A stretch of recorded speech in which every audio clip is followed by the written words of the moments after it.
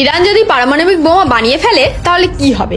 এতদিন আমেরিকা সহজেই ইরানের বিরুদ্ধে সামরিক অভিযান চালানোর সাহস পেয়েছে, কিন্তু ইরান যদি পারমাণবিক অস্ত্র বানিয়ে ফেলে তাহলে সেই হিসাব অনেকটাই বদলে যাবে, আর মুসলিম বিশ্বেও নতুন উত্তেজনা তৈরি হবে। ইরান হলো শিয়া শক্তির কেন্দ্র, আর সৌদি আরব হলো সুন্নি বিশ্বের অন্যতম প্রধান দেশ।